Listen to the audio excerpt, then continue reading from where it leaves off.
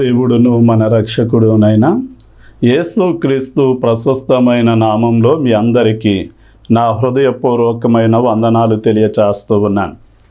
మీరంతా బాగున్నారు కదా? మీరు బాగుండాలి అని మా అనుదిన ప్రార్థనలో జ్ఞాపకం తెచ్చుకుంటూ ఉన్నాం. అదేవిధంగా వాయిస్ ఆఫ్ జీసస్ సేవ్స్ అనే ఈ టీవీ కార్యక్రమాలు దేవుడు మాకు ఇచ్చినటువంటి అత్తిలి ర్యాలింగ్లో ఉన్న సంఘం దేవుడు ఆశీర్వదించాలి అని మీ అనుదిన ప్రార్థనలో కూడా జ్ఞాపకం తెచ్చుకోవలసిందిగా కోరుతూ ఉన్నాను. చిన్న ప్రార్థన చేసుకుని మనం దేవుని యొక్క మాటలు విందాం. ప్రార్థన. తండ్రి, నీకే వందనాలు స్తుతులు చెల్లిస్తున్నాం నాయనా.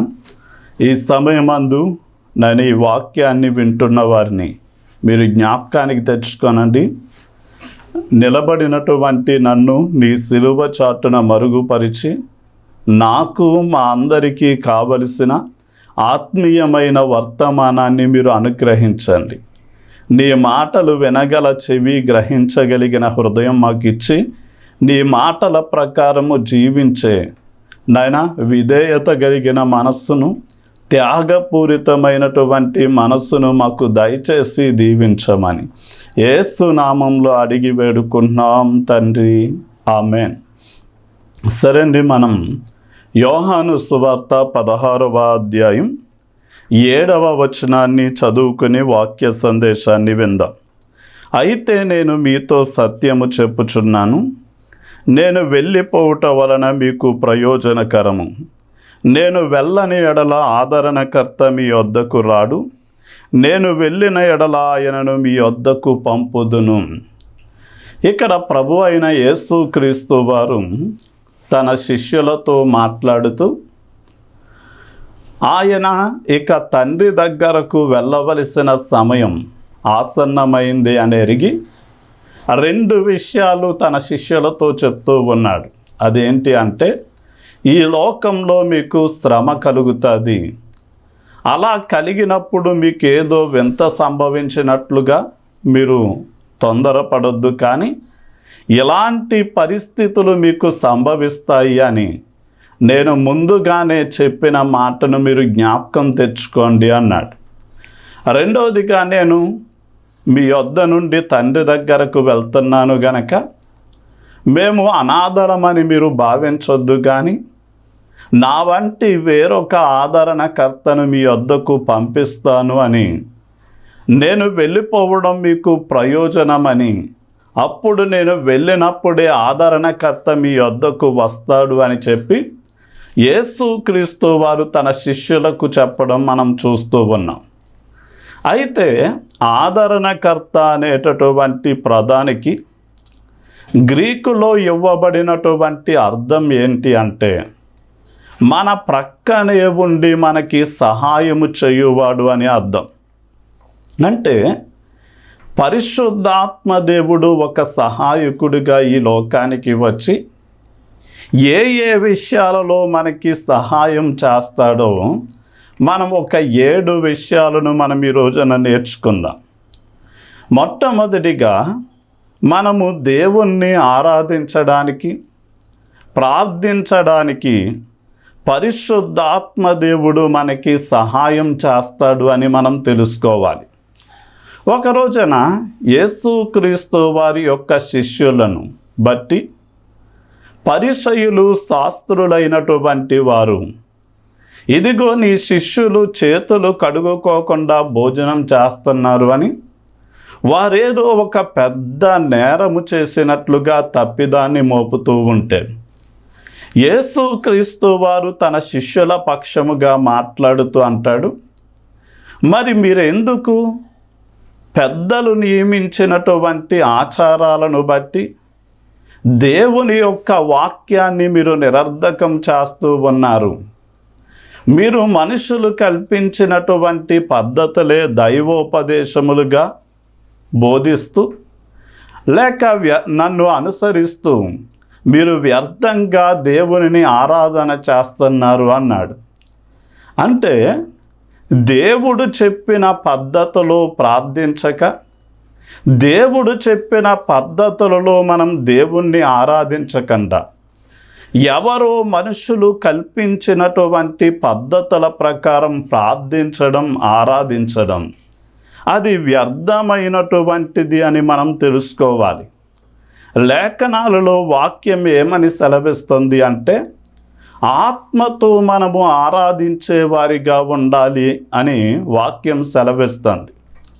సమరయ స్త్రీతో కూడా యేసయ్య చెప్పాడు, అమ్మ, ఒకానొక కాలం వస్తుంది, సమరయులైన మీరు దేవుణ్ణి ఆరాధించే స్థలం గెరేజీము కొండ మీద ఉందంటున్నారు. యూదులైనటువంటి వారు యెరూషలేములో సొలొమోను కట్టిన దేవాలయంలో మాత్రమే ఆరాధించాలంటున్నారు. కానీ ఒకానొక సమయం వస్తుంది, దేవుణ్ణి ఆత్మతో సత్యముతో ఆరాధించే కాలము రాబోతుంది అన్నాడు. అంటే సత్యము అనగా వాక్యమే సత్యం. ఆ వాక్యము బయలుపరిచినటువంటి విధానంలో దేవుని యొక్క ఆత్మ మనల్ని ప్రేరేపించిన కొలది మనం ఆరాధించేటటువంటి వారిగా, ఆత్మతో ఆరాధించే వారిగా మనం ఉండాలి. అలాగే మనం ఆత్మలో ప్రార్థన చేసేటటువంటి వారిగా ఉండాలి అని రోమాపత్రిక 8వ అధ్యాయం 26 నుండి 27 వచనాలు మనకి సెలవిస్తూ ఉన్నాయి. అంటే మానవులు కల్పించిన పద్ధతుల్లో కాకుండా దేవుని యొక్క ఆత్మకు మాత్రమే దేవుని మనస్సు, దేవుని చిత్తము ఎరుగును గనక మనము అసలైన దేవుడు అంగీకరించే విధానంలో ఆరాధించడానికి, దేవుడు మన ప్రార్థనలు విని జవాబిచ్చేలా వాక్యానుసారంగా దైవ చిత్తానుసారంగా ప్రార్థన చేయడానికి మనకి పరిశుద్ధాత్ముడు సహాయం చేస్తాడు అని మనం తెలుసుకోవాలి. ఇక రెండవదిగా, పరిశుద్ధాత్ముడు మనకి ఏ విధంగా సహాయం చేస్తాడు అంటే, వాక్యమును గ్రహించడానికి మనకి సహాయం చేస్తాడు.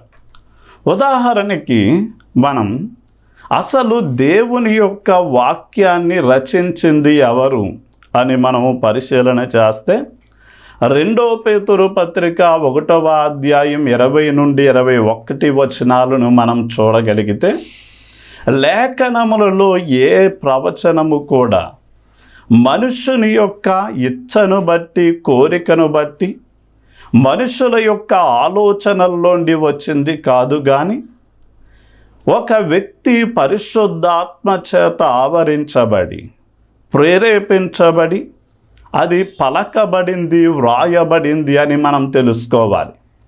అంటే ఆది కాండము నుండి ప్రకటన గ్రంథం వరకు దేవుని యొక్క వాక్యాన్ని వ్రాయించింది ఎవరు అంటే పరిశుద్ధాత్మ దేవుడు అని మనం గుర్తించాలి. ఇప్పుడు ఆయన మనల్ని సర్వ సత్యములోనికి నడిపిస్తాడు. అంటే వాక్యమే సత్యం. ఆ వాక్యాన్ని వ్రాయించి మనకి అందించినటువంటి పరిశుద్ధాత్మ దేవుడు వాక్యంలో ఉన్నటువంటి అసలైన సిసలైనటువంటి సత్యాన్ని మనం తెలుసుకోవడానికి సహాయం చేస్తాడు. అంత మాత్రమే కాకుండా లేఖనాలైనటువంటి దేవుని యొక్క వాక్యం మన అనుభవంలోనికి తీసుకురావడానికి కూడా పరిశుద్ధాత్మ దేవుడు సహాయం చేస్తాడు. అందుకనే వాక్యాన్ని చదివేటప్పుడు దావీదు దేవునికి ఏమని ప్రార్థన చేశాడు అంటే, నీ ధర్మశాస్త్రంలో ఆశ్చర్యకరమైన సంగతులు చూచినట్లు నా కన్నులు తెరువుము అని చెప్పి ఏం చేశాడు అంటే ప్రార్థన చేశాడు. అంటే దేవుని యొక్క ఆత్మ లేఖనములైనటువంటి దేవుని వాక్యాన్ని మనము తెలుసుకోవడానికి, లేక గ్రహించడానికి, లేక ఆ వాక్యాన్ని మన అనుభవపూర్వకంగా తెలుసుకోవడానికి ఆయన సహాయము చేస్తాడు. గనక మనము బైబిల్ తీసి చదివిన ప్రతిసారి పరిశుద్ధాత్ముని యొక్క సహాయాన్ని మనం కోరుకోగలిగితే ఆయన మనకి వాక్యము అర్థమయ్యే విధానంలో ఆయన మనకి సహాయం చేస్తాడు. అదేవిధంగా పరిశుద్ధాత్మ దేవుడు ఏ విషయంలో మనకి సహాయం చేస్తాడు అంటే, ఆత్మీయమైనటువంటి పోరాటాలను ఎదుర్కోవడానికి మనకి సహాయం చేస్తాడు. అంటే 2 విధాలైనటువంటి పోరాటం ఉంది. ఒకటి అంతరంగిక పోరాటము అనేది ఉంది. మనం ఇది గలతీ పత్రిక 5వ అధ్యాయం 16వ వచనాన్ని మనం చదివినట్లయితే, శరీరము ఆత్మకును ఆత్మ శరీరమునకు విరోధంగా పోరాటము చేస్తూ ఉన్నాయి. అంటే శరీరం అంటది పేకల దాకా తిని త్రాగు అని, కంటి నిండా నిద్రపొమ్మని, శరీరంలో పుట్టేటటువంటి ఇచ్చ కోరికలు నెరవేర్చుకోమని మనల్ని నడిపిస్తూ ఉంటుంది. అంటే ఈ శరీరము దేవుణ్ణి కాక ఈ లోక సంబంధమైనటువంటి విషయాలను మాత్రమే ఆశిస్తుంది.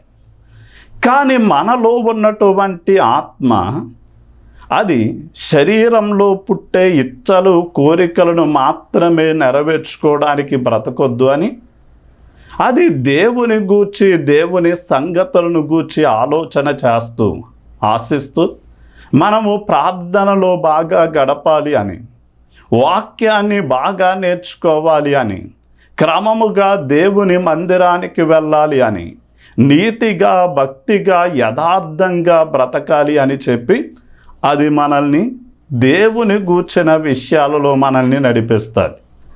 అయితే ఇప్పుడు ఈ విషయంలో మనము ఆత్మ ద్వారా శరీర ఇచ్చలు కోరికలను జయించి ఆత్మీయంగా మనము జీవించేటప్పుడు భూమి మీద మనము పుట్టినది మొదలుకొని చనిపోయేంత వరకు ఈ శరీరానికి ఆత్మకి మధ్య నిరంతరము పోరాటము జరుగుతూనే ఉంటుంది. కానీ మనం శరీరాన్ని ఆస్పదము చేసుకోక ఆత్మ ద్వారా శరీర ఇచ్చలు కోరికలను జయించి దేవుని కోసం పరిశుద్ధంగా నీతిగా బ్రతకడానికి మనం సిద్ధపడాలి. అలాగే వెలుపట పోరాటము అనేది ఒకటి ఉంది. అందుకని ఎఫెసీ పత్రిక 6వ అధ్యాయం 12వ వచనంలో మనము పోరాడునది మనుషులతో కాదు కానీ ఆకాశ మండలమందున్న దురాత్మల సమూహంతో మనము పోరాడాలి అని దేవుని యొక్క వాక్యం సెలవిస్తుంది. అంటే సాతాను యేసయ్య దగ్గరికి వచ్చి, ఇదిగో నీకున్నటువంటి వరాలను నీ ఆకలి తీర్చుకోవడానికి, అంటే నీ స్వార్థానికి వినియోగించుకోమని ప్రేరేపించాడు. అంత మాత్రమే కాదు, ఎత్తైన స్థలం నుండి నీవు కిందకి దూకి ప్రజలలో నేను దేవుడును అని నీవు నిరూపించుకోమని కోరాడు. అలాగే ఈ లోకము దాని మహిమ నీకు ఇస్తాను, నన్ను ఒక్కసారి దేవునిగా ఆరాధించమని కోరాడు. అంటే ఈ విషయాలన్నిట్లో యేసు ప్రభు ఏం చేశాడు అంటే తన వాక్యం అనేటటువంటి ఖడ్గాన్ని వినియోగించి సాతానును ఎదిరించాడు, అతనిని పారద్రోలాడు. అదేవిధంగా మనం దేవుని యొక్క వాక్యాన్ని చేతపట్టుకున్న వాళ్ళమై సాతాను మీద ఆ వాక్య ఖడ్గాన్ని ప్రయోగిస్తూ వాడి ప్రేరణకు కానీ వాడి ఆలోచనకి కానీ లోపడకుండా మనము పోరాటము చేయడానికి పరిశుద్ధాత్మ దేవుడు మనకి సహాయం చేస్తాడు. అదేవిధంగా పరిశుద్ధాత్మ దేవుడు ఏ విషయంలో మనకి సహాయం చేస్తాడు అంటే చింతలను జయించడానికి సహాయం చేస్తాడు అని మనం తెలుసుకోవాలి. మనం కీర్తనల గ్రంథం 46వ కీర్తన 4వ వచనంలో పరిశుద్ధాత్మ దేవుడు ఆయన ఒక ఆనందకరమైనటువంటి నది వలె మనకి కనపడుతూ ఉన్నాడు. అంటే సంతోషము సమాధానాన్ని ప్రవహింపజేసేటటువంటి ఒక నదిలా పరిశుద్ధాత్మదేవుడు మనకి కనపడుతూ ఉన్నాడు. అయితే ఈ సంతోషము సమాధానము అనేది మనం తినడం త్రాగడం ద్వారా వచ్చే సంతోషం కాదు, లేక లోకం ఇచ్చేటటువంటి సంతోషము ఆనందము కాదు అని మనం తెలుసుకోవాలి. మనం కొన్నిసార్లు చింతలు బెంగలు వచ్చినప్పుడు మనం దేనిని గురించి కూడా చింతించక విచారించక మన హృదయంలో ఉన్న ప్రతి భారాన్ని, బరువులను ప్రార్థన, విజ్ఞాపనల ద్వారా దేవుని మీద వేయగలిగితే ఆయన మన చింతలను, బరువులను, భారాలను స్వీకరించి ఆయన సమస్త జ్ఞానమునకు మించిన సమాధానం, సంతోషము మన హృదయానికి, మన తలంపులకు కావలి ఉండేలాగా మనలో ఆయన దానిని కుమ్మరిస్తాడు. అంటే పరిశుద్ధాత్మ దేవుడు మన దేహాన్ని నివాసంగా చేసుకుని మనలో నివసిస్తూ ఉండగా మనము దేవుని మీద ఎప్పుడైతే ఆధారపడి మన బరువులను, భారాలను, చింతలను, దుఃఖాన్ని ఆయన మీద మోపుతూ ఉన్నామో, మన భారాలను, బరువులను ఆయన స్వీకరించి ఆయన సంతోషాన్ని, సమాధానాన్ని మనకి అనుగ్రహిస్తాడు. అదేవిధంగా పరిశుద్ధాత్మ దేవుడు ఒక సహాయకుడిగా ఏ విషయంలో సహాయం చేస్తాడు అంటే, క్రీస్తు కొరకు సాక్ష్యం ఇవ్వడానికి మనకి సహాయం చేస్తాడు. మనం అపోస్తుల కార్య గ్రంథం 1వ అధ్యాయం 8వ వచనాన్ని మనం చదివినట్లయితే, అయినను పరిశుద్ధాత్మ మీ మీదకి వచ్చినప్పుడు మీరు శక్తి నొందెదరు, మీరు యెరూషలేములోను, సమరయ, గలిలయ, భూ దిగంతముల వరకు నాకు సాక్షులయ్యుందురు అన్నాడు. అంటే ఈ రోజున కొన్నిసార్లు దేవుని గురించి మాట్లాడాలి అని, సాక్ష్యం ఇవ్వాలి అన్నటువంటి ఆలోచన ఉంటుంది, కానీ ఎంత నోరు తెరిచి ఆయన గురించి మాట్లాడాలి అన్నా కానీ మనము మాట్లాడలేనటువంటి పరిస్థితిలో ఉంటాం. కానీ దేవునికి మనం ఒక సాక్షిగా నిలబడాలి అంటే పరిశుద్ధాత్మ దేవుణ్ణి మనం పొందుకోవడం ద్వారా ఆయనకి మనము సాక్షులుగా జీవించగలం. అది 2 విధాలుగా మనం సాక్ష్యం ఇవ్వగలం. ఒకటి, మన జీవితము ద్వారా సాక్ష్యం ఇవ్వగలం. ఉదాహరణకి మనం గలతీ పత్రిక 5వ అధ్యాయం 22వ వచనం నుండి మనం చదవగలిగితే, ప్రేమ, సంతోషము, సమాధానము, దీర్ఘశాంతము, దయాళుత్వము అనే ఇలాంటి 9 ఆత్మఫలంలో ఉండే లక్షణాలు, అంటే దైవికమైన గుణ లక్షణాలను మనము కలిగి మనము యేసు క్రీస్తు వలె మార్చబడి మన జీవిస్తూ ఉండగానే మన జీవితాన్ని చూసిన వారు మనల్ని బట్టి దేవుణ్ణి తెలుసుకునేవారిగా ఉంటారు. అదే సమయమందు రెండవదిగా సాక్ష్యం ఎలా ఇవ్వచ్చు అంటే, మన యొక్క నోటి మాటల ద్వారా అని మనం తెలుసుకోవాలి. ఉదాహరణకి దేవుని యొక్క ఆత్మవరాలు అనేవి ఉన్నాయి. అన్య భాషలలో మాట్లాడడం, భాషలకు అర్థం చెప్పడం, ప్రవచించడం, ఇలాగా అనేకమైనటువంటి వరాలు ఉన్నాయి. అదేవిధంగా వరాల చేత మనం వాడబడుతూ, లేక మనం వెళ్ళిన చోట దేవుని గురించి బోధిస్తూ మాట్లాడడం ద్వారా కూడా మనము దేవుని గురించి సాక్ష్యం ఇచ్చేటటువంటి వారిగా మనం ఉండగలుగుతాం. అలా ఉండాలి అంటే మనకి ఖచ్చితంగా పరిశుద్ధాత్మ దేవుని యొక్క సహాయం కావాలి. అందుకనే యేసుక్రీస్తు వారు మృతుల్లోండి లేచిన తర్వాత, మీరు తొందరపడి సువార్త ప్రకటించడానికి వెళ్ళిపోవద్దు, కానీ నా తండ్రి చేత వాగ్దానం చేయబడిన ఆత్మను పొందుకునేంతవరకు మీరు యెరూషలేములోనే నిలిచి ఉండండి అని వారికి ఆజ్ఞాపించినప్పుడు, వారు 10 దినాల పాటు వారు స్తుతిస్తూ కనిపెట్టుకుంటూ ఏం చేశారంటే, ఉపవాసముతో వారు ఉన్నప్పుడు, ఎప్పుడైతే బలముగా వీచే గాలి వలె, విభాగించబడిన అగ్నినాలుకల వలె దేవుని యొక్క ఆత్మ 120 మందికి దిగి వచ్చిందో, వారు భూలోకమంతటా కూడా అన్ని చోట్లకి వెళ్ళి సువార్తను ప్రకటించి అనేక మందిని యేసయ్య వైపు త్రిప్పిన వారిగా మనం ఉన్నట్లుగా చూడవచ్చు. అంటే వారి వలె మన జీవితం కూడా సాక్ష్యం ఇచ్చేదిగా ఉండాలి అంటే మనం కూడా ఏం చేయాలి అంటే, మనకి సహాయము చేసే పరిశుద్ధాత్మ దేవుణ్ణి మనం కలిగి ఉండాలి.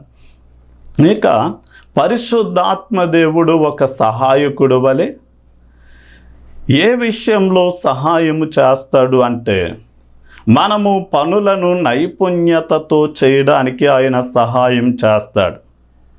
అంటే కేవలం దేవుని సంబంధమైన పనులను మాత్రమే కాదు కానీ మన సొంత వ్యక్తిగతమైన పనులు కూడా నైపుణ్యతతో చేయడానికి పరిశుద్ధాత్మ దేవుడు సహాయం చేస్తాడు. యెషయా గ్రంథం 11వ అధ్యాయం 2వ వచనంలో, యెహోవా యొక్క ఆత్మ జ్ఞాన వివేకాలకు ఆధారముగు ఆత్మ అని, ఆలోచన తెలివిని పుట్టించుట ఆత్మ అని మనం ఆత్మను గురించి చూడవచ్చు. అదే ఆత్మను కలిగి ఉన్నటువంటి దానియేలు, షడ్రకు, మేషకు, అబేద్నెగోలైనటువంటి వారు తెలివి జ్ఞానము కలిగిన వారిగా, సకల శాస్త్రాలలో ప్రావీణ్యత కలిగిన వారిగా, దానియేలు అయితే కలలను, దర్శన భావాలను కూడా చెప్పగలిగినటువంటి వాడిగా ఉండడం మనము చూస్తున్నాం. అందుకనే మనం చూడగలిగితే సీనాయి పర్వతం మీదకి వెళ్ళినటువంటి మోషే, దేవుడు అన్నాడు, నేను చూపిన రూపంలో ఇదిగో భూమి మీద ఒక ప్రత్యక్ష గుడారాన్ని నా గురించి నిర్మాణం చేయాలి, దానిలో ఒక బలిపీఠాన్ని, ఒక ఇత్తడి గంగాలాన్ని, ఒక దీపవృక్షాన్ని, సన్నిధి రొట్టెల బల్లను, ధూపవేదికను, మందసాన్ని చెయ్యాలి అన్నప్పుడు వెంటనే మోషే అంటాడు, అయ్యా ఇదిగో నాకు బంగారంతో కానీ, వెండితో, ఇత్తడితో కానీ, కర్రతో నాకు పని చేయడం రాదు, మరి ఈ వస్తువులను ఎవరు చేస్తారు అని అడిగినప్పుడు వెంటనే మోషేతో దేవుడు అంటాడు, మోషే ఇదిగో అహోలియాబును, బెసాలేలు అనేటటువంటి వారిని నా ఆత్మతో వారిని నింపాను, నీవు వెళ్ళి వారికి ఈ వస్తువుల గురించి చెప్పినప్పుడు వారు ఖచ్చితంగా నీవు చెప్పినట్లుగానే వాటిని చేసి ముగించడానికి నా ఆత్మతో వారిని నింపాను అన్నాడు. అంటే దేవుని ఆత్మ కలిగినటువంటి, అంటే ఒక వైద్యుడు ఉత్తమమైనటువంటి వైద్యాన్ని ప్రజలకు అందిస్తాడు. దేవుని ఆత్మ కలిగినటువంటి ఇంజనీరు ఒక ఉత్తమమైనటువంటి నిర్మాణము చేస్తాడు. దేవుని యొక్క ఆత్మ కలిగినటువంటి ఉపాధ్యాయుడు ఉత్తమమైన విధానంలో పిల్లలకి పాఠాలను బోధిస్తాడు. అలాగే దేవుని యొక్క ఆత్మ కలిగిన ఒక కళాకారుడు ఉత్తమమైనటువంటి చిత్రాలను వేస్తాడు. అదేవిధంగా దేవుని ఆత్మ కలిగినటువంటి ఒక విద్యార్థి ఉత్తమముగా విద్యను అభ్యసించేటటువంటి వారిగా ఉంటారు. అందుకని మనం దేవుని పనైనా లేక అనుదిన జీవితంలో మన పనులైనా 100కి 100% పర్ఫెక్ట్గా లేక మంచిగా దానిని చేసి ముగించాలి అంటే ఖచ్చితంగా పరిశుద్ధాత్ముని యొక్క సహాయం మనకి అవసరమై ఉన్నది. ఇక చివరిగా పరిశుద్ధాత్ముని యొక్క సహాయం మనకి ఏ విషయంలో ఆయన సహాయం చేస్తాడు అంటే, దాస్యము నుండి మనల్ని విడిపించడానికి ఆయన సహాయము చేస్తాడు అని మనం తెలుసుకోవాలి. అంటే పరిశుద్ధాత్ముడు ఎక్కడ ఉన్నాడు అంటే, మీ దేహమే నాకు ఆలయమై ఉన్నది అన్నాడు. ఆయన మనలో ఆయన నివాసము చేస్తున్నాడు. అంటే యేసుక్రీస్తు వారు యోహాను సువార్త 10వ అధ్యాయం 10వ వచనంలో అన్నాడు, నేను జీవము కలుగునట్లు, అది సమృద్ధిగా కలుగునట్లు నేను వచ్చాను అన్నాడు. అంటే సమృద్ధి అయినటువంటి జీవం ఎలా అనుగ్రహించబడింది అంటే, మనము పాపము చేసినప్పుడు మన పాపాలను కడగడానికి యేసుక్రీస్తు వారు మన స్థానంలో మరణించి 3వ దినాన తిరిగి లేస్తే, ఎవరైతే యేసు ప్రభు నా దేవుడు, ఆయన నా రక్షకుడు అని నమ్మి వారి పాపాలను ఒప్పుకొని వదిలిపెడుతున్నారో వారిని యేసుక్రీస్తు వారి రక్తం పవిత్రపరుస్తుంది. అలాగే అలాంటి పాపిలోనికి, కడగబడిన వ్యక్తిలోనికి వచ్చిన పరిశుద్ధాత్మ దేవుడు వారి అంతరంగంలో నివసిస్తూ ఉండగా వారు సమృద్ధి అయినటువంటి జీవముతో నింపబడి వారికి శారీరకమైనటువంటి స్వస్థత అనుగ్రహించబడుతుంది. అంటే పరిశుద్ధాత్మ దేవునిలో స్వస్థపరిచే వరం ఉంది. ఆయన మనము అనారోగ్యాలతో బాధపడుతూ ఉండగా ఆయన ఆత్మ స్వస్థపరిచే ఒక నది వలె మన శరీరంలో ప్రవహిస్తూ ఉండగా వెనువెంటనే మన శరీరానికి స్వస్థత కలుగుద్ది. అలాగే ఆయన మన మనస్సుకు కూడా స్వస్థతనిస్తాడు.